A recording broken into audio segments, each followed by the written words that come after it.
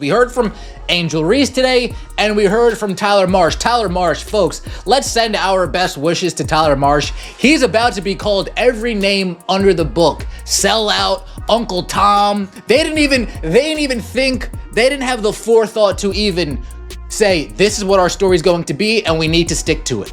This is what our alibi is going to be, and we need to stick to it. The WNBA just launched an investigation based on tweets, not a video, not audio, not even a witness report during the actual game, just social media rumors. And now, we might be watching the league's most embarrassing controversy unravel in real time. What just happened between Angel Reese and Caitlin Clark on the court was intense. But what happened after might be even more revealing. Chicago Sky's own coach, Tyler Marsh, just made a statement that could blow the lid off this entire situation.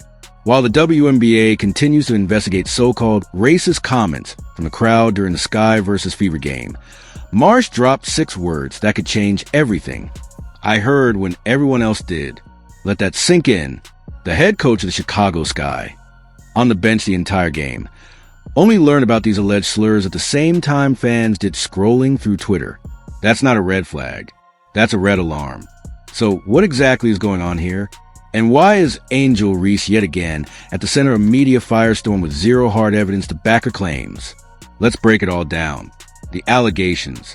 During the Fever's blowout 93-58 win over the Chicago Sky, a confrontation between Angel Reese and Caitlin Clark sparked headlines. Clark was called for a flagrant foul late in the third quarter. Reese popped up immediately and went directly at Clark. Aaliyah Boston stepped in and got a tech for defending her teammate. Emotions flared, the crowd buzzed, and that was that. No one, absolutely no one, on the court pointed to the crowd. No referees paused the game. No security was called. No coaches demanded action. No players looked toward the fans with concern or disgust. Every single reaction was aimed at the players, not the fans. Because as far as anyone there knew, this was just an intense basketball moment. Until the game ended and Twitter lit up. Suddenly, unverified accounts claimed racist remarks were shouted at Angel Reese from the stands. No videos, no audio, no fans reporting it in real time. Nothing. And yet the WNBA launched a full-blown investigation. Tyler Marsh drops the truth. Then came Coach Tyler Marsh's stunning admission. I heard when everyone else did. Think about that. A head coach with courtside access didn't hear a thing during the actual game. He learned about it on Twitter, just like the rest of us. Marsh elaborated, saying the team was cooperating fully with the league. But let's be real, there's nothing to cooperate with. The Sky players, the coaching staff, arena security, none of them witnessed or reported anything. And let's not forget, this was a nationally televised game. Multiple camera angles, courtside microphones, a broadcast team calling every moment. And somehow, nobody caught a single hateful comment, not a whisper, not even in background noise. This isn't just strange, it's nearly impossible. The footage doesn't lie. Now let's look at the footage. At the moment of the flagrant foul, Reese doesn't glance at the crowd. She doesn't call out to the refs about fan behavior. She doesn't signal to her bench. Instead, she charges straight at Clark. Her anger is clearly directed at the player, not the fans. Boston steps in.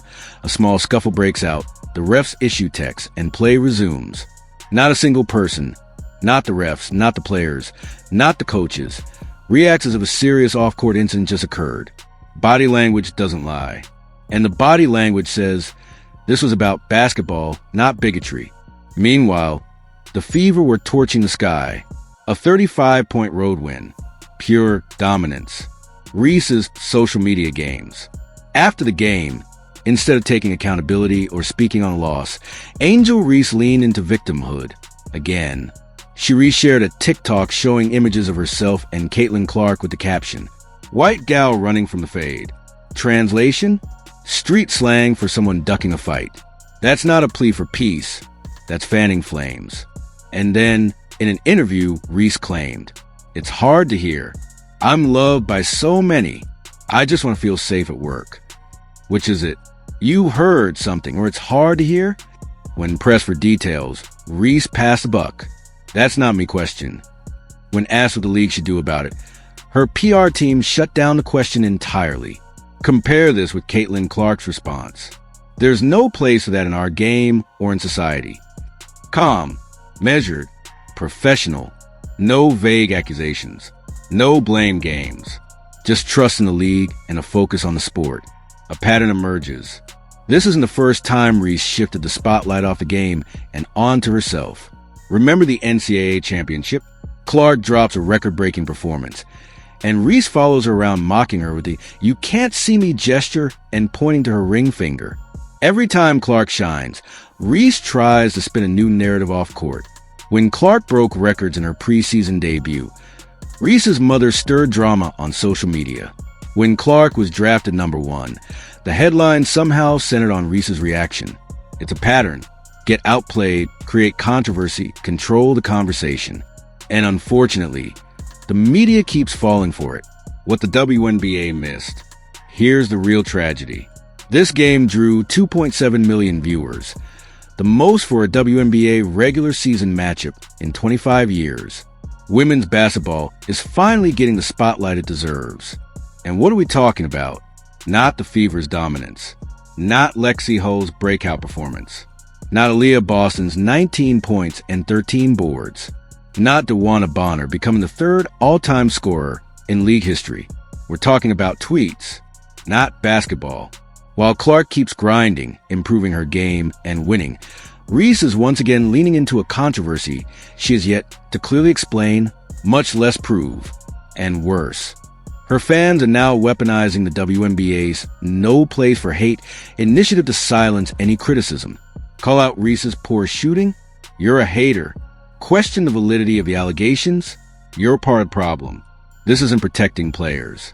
This is protecting a narrative. The real story. So let's get back to the truth. Indiana Fever out-rebounded Chicago 46-42, shot 47% from the field, held the Sky to 29% shooting, had 27 assists to Chicago's 14, recorded 13 steals and forced 17 turnovers. That's domination on every level. And what's the Sky's response? Victimhood, blame, deflection, no accountability, no praise for Fever's performance. Just an avalanche of vague claims, media manipulation, and PR-crafted interviews. Meanwhile, Clark and the Fever are doing what they always do. Let the basketball speak for itself.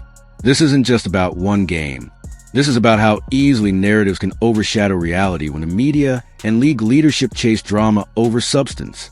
The WNBA owes it to its players and its fans to demand actual evidence before launching investigations. Otherwise, we're just playing into the hands of those who would rather trend than compete. And that's not what growing the game is about. If you support real competition, not clickbait controversies, hit that like button, subscribe, and let me know in the comments what you think really happened during this game. Was this just drama for headlines? Or did the WNBA get played? If you enjoyed this video, don't forget to like and subscribe to our channel for future updates.